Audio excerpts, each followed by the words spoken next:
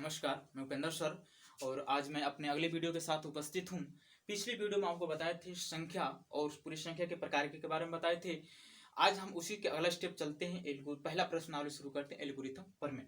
लेकिन एल्गोरिथम प्रमेय जब लगाएंगे ना तो उसमें हम मस का प्रयोग करते हैं और प्रश्नावली में भी सवाल में भी लस और मस दिया है। तो आज हम पूरा लस और मस के बारे में बता देते हैं बेसिक कंसेप्ट से कि जहाँ से उसकी परिभाषा निकलती है और उसकी लस और मस निकालने की कितनी विधियां होती है। तो आज हम बस चर्चा करेंगे लघुत्तम समापवर्त अर्थात LCM पर। ठीक से कहते हैं उसकी परिभाषा क्या होती है। ठीक उसी के बारे में आप आज चर्चा कर रहे हैं। ठीक तो वीडियो को शुरू करने से पहले आपसे निवेदन करते हैं, विनती करते हैं, प्रार्थना करते हैं कि मेरे चैनल को अधिक से अधिक लाइक करें, शेयर करें, सब्सक्राइब करें और अपने दोस्त मित्रों से भी लाइक शेयर और सब्सक्राइब करें, जिससे हमको सपोर्ट मिले, हम आपको अच्छे से अच्छे पढ़ाएं। तो चलिए आज शुरू करते हैं लघुत्तम समापवर्त। देखिए लघुत्तम समापवर्त ठीक हिंदी फॉर्म, और जब इसका इंग्लिश कंसेप्ट में जाएंगे तो उसका शॉर्ट फॉर्म में LCM बोलते हैं। ठीक L का मतलब होता है लोवेस्ट, 80 का मतलब होता है कॉमन, M का मतलब होता है मल्टीपल।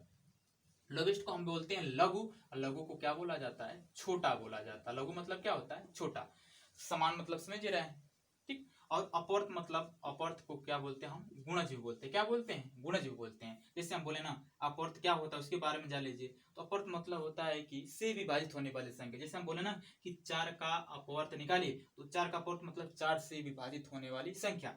4 एकम 4, 4 दूना के 8, 4 तेई 12, 4 चौके 16, इसी तरह आगे बढ़ता जाएगा। 5 का 5 एकम 5, 5 दूना के 10, 5 तेई 15, 5 चौके 20, 5 पचे 25, इसी तरह बढ़ता जाएगा। मतलब कि अपवर्त या गुणज एक ही शब्द होता है। अपवर्त मतलब होता है कि से विभाजित होने वाली संख्या, जिसका अपवर्त निकालना है वह उसी संख्या क्या होगी? गुणज होती चली जाएगी। ठीक तो ये रहा आपका तीनों आपका कंसेप्ट मतलब दे दिए कि क्या होता है। लोवेस्ट मतलब लघु होता है, कॉमन मतलब समान होता है और मल्टीपल मतलब होता है गुणज होता है। लेकिन जब देखिए लघुत्तम समापवर्त में 2 वर्ड हैं और इंग्लिश में कितने? 3 वर्ड हैं। तो यही 2 वर्ड जो आपस में क्या होते हैं? मिल जाते हैं, तो इसका संधि विच्छेद हो जाता है। तो यही बन जाता है क्या? समापवर्त मिलकर बना देते हैं आपका। और ये क्या होता है? लघु, तो इसको बोलते हैं लघु समापवर्त। ये दोनों कंजुगेट हो जाते हैं, मिल जाते हैं। और लघु तो लघु रहता है लोवेस्ट, तो इसको बोलते हैं लघु समापवर्त और इंग्लिश में बोलते हैं लोवेस्ट कॉमन मल्टीपल। ठीक अब आइए हम इसकी परिभाषा पर चलते हैं कि परिभाषा हम कैसे इसकी देंगे। तो परिभाषा हम निकालने से पहले हम सवाल एक लेते हैं, सवाल से हम उसका आंसर भी निकाल लेंगे और इसकी परिभाषा भी निकाल लेंगे। ठीक देखिए एक हम सवाल ले रहे हैं आपके सामने। पहला सवाल है इसमें 6 और 12 का LCM निकालिए। क्या निकालिए? LCM निकालो। एक सवाल हम दे दे रहे हैं आपके सामने। ठीक है 6 और 12 का हमको क्या निकालना है? LCM निकालना है। इसी सवाल से हम इसकी परिभाषा निकालते हैं और इस सवाल का उत्तर भी निकालते हैं। ठीक तो हम जब शुरू करेंगे तो हम देखिए 6 और 12 है, तो हम जब सवाल को बेसिक कंसेप्ट लगाएंगे ना इसकी परिभाषा से, इन्हीं तीनों वर्ड का प्रयोग होगा। क्या? जो हम अवकला, इसका फुल फॉर्म होता है इंग्लिश वाला लघु, और ये क्या होता है? समान, और ये क्या होता है? अपवर्त। ये क्या होता है? अपवर्त यथार्थ गुणज। इन्हीं तीनों वर्ड का प्रयोग करके इसकी हम परिभाषा निकालते हैं। देखिए जब हम इस सवाल को बेसिक कंसेप्ट से लगाएंगे ना इसकी परिभाषा निकालने के लिए, तो हम पहला स्टेप इसमें ये यूज करेंगे। क्या? अपवर्त। अभी अपवर्त बताएं कि अपवर्त क्या होता है। तो हम जो संख्या दिया गया ना 6 और 12, इसी का अपवर्त निकालेंगे। तो 6 का जब अपवर्त निकालेंगे तो क्या होगा? 6 कम 6, 6 दूना के 12, 6 3 18, 6 चौके 24, 6 पचे 30, 6 से लेके 36, 6 सत्ते 42, 6 48। ठीक इसी तरह आपका बढ़ता जाएगा। 12 का 12 कम 12, 12 दूना के 24, 12 तें 36, 12 चौक 48, 12 पच्चीस 60, 12 छक 72। ठीक इसी तरह डॉट आगे बहुत गुणज जाएगा। ठीक तो पहला हम स्टेप में क्या निकाले? अपवर्त निकाले। क्या निकाले? हम अपवर्त निकाल लिए। ठीक अब दूसरे स्टेप में, पहला में हम अपवर्त निकाल लिए, अब दूसरा स्टेप में चलेंगे। क्या शब्द यूज है?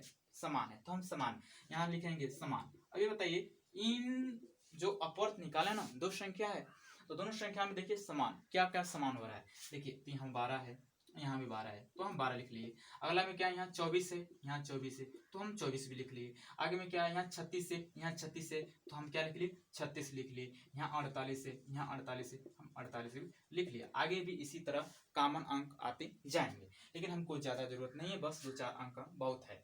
फिर देखिए हम पहले स्टेप में अपवर्त यूज किए, फिर समान, इसके बाद अब क्या बचा है? लघु। लास्ट जो शब्द है लघु, अब यही लघु को लिखेंगे। लघु को मतलब अभी बताएं क्या होता है? छोटा होता है। ये बताइए ये जो लिखे हैं ना अंक आपके सामने, इसमें छोटा क्या है? तो 12 है। यही आपका क्या है, उत्तर है। यही क्या है आपका LCM है। अब देखिए, अब LCM तो हम निकाल लिए, उत्तर कितना है 12। अब कहते किसे हैं, क्योंकि ये छोटा भी नहीं है, लघु लिखा है ना, लघु मतलब छोटा।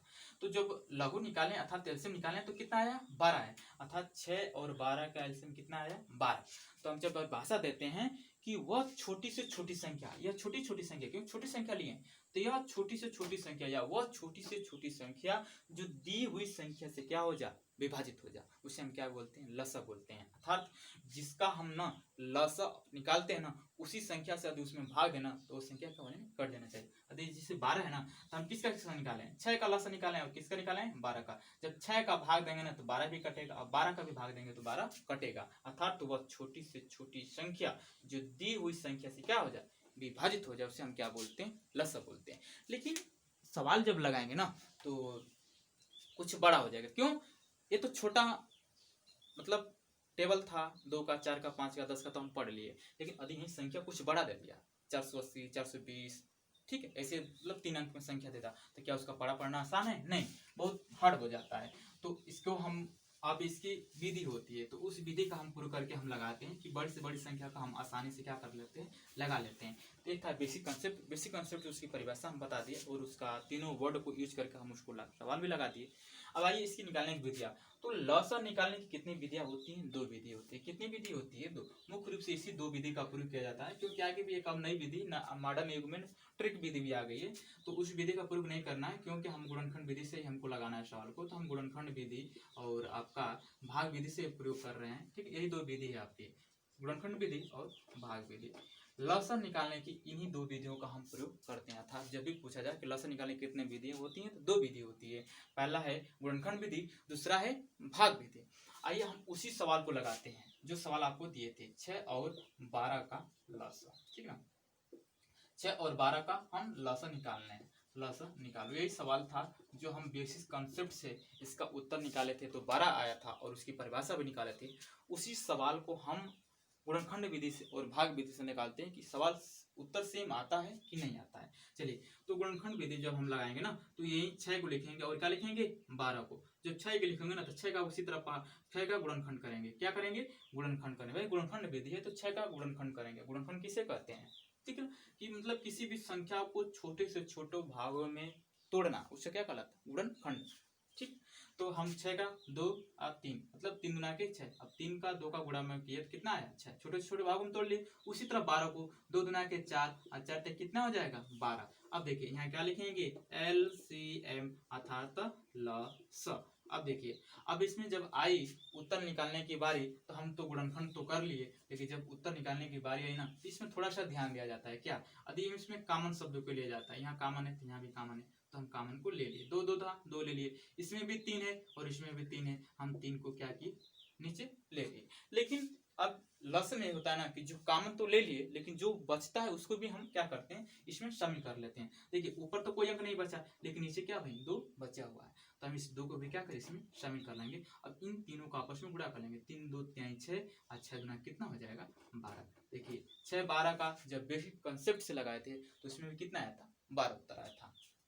भाग विधि में हम दोनों संख्याओं को साथ में लेते हैं, 6 और 12 को हम साथ में लेंगे और साथ में भाग की क्रिया करते हैं। हम पहले 2 से भाग करेंगे, 2 3 6, 2 6 का 12, फिर 2 से भाग करेंगे, 3 तो कटेगा नहीं, सेम उतार देंगे, 2 3 6। अब किससे भाग देंगे, 3 से भाग देंगे, किससे भाग देंगे 3 से, 3 एकम 3, 3 एकम 3। अब भाई कितना था आपका 6 और 12 का एलसीएम निकाले थे, एलसीएम निकालिए, एलसीएम निकालिए अर्थात लसा, जब लसा निकाले थे कितना है 2 गुणे 3, 3 2 दुना के 4, 4 3 12, ठीक। देखिए तो बेसिक कॉन्सेप्ट से लगाए थे तो उसमें भी 12 आया था, गुणनखंड विधि से लगाए उसमें भी 12 आया, और भाग विधि से लगाए तो उसमें भी 12 आया था।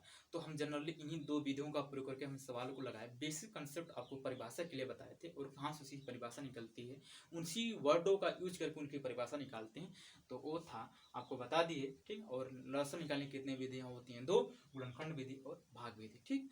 तो ये रहा आज का टॉपिक, और हम मिलेंगे अगले वीडियो में, ठीक, मसे के साथ। तो आपसे निवेदन करते हैं, विनती करते हैं, प्रार्थना करते हैं कि यदि मेरा वीडियो यदि अच्छा लगता है तो उसको लाइक करें, शेयर करें, सब्सक्राइब करें। शुक्रिया, धन्यवाद।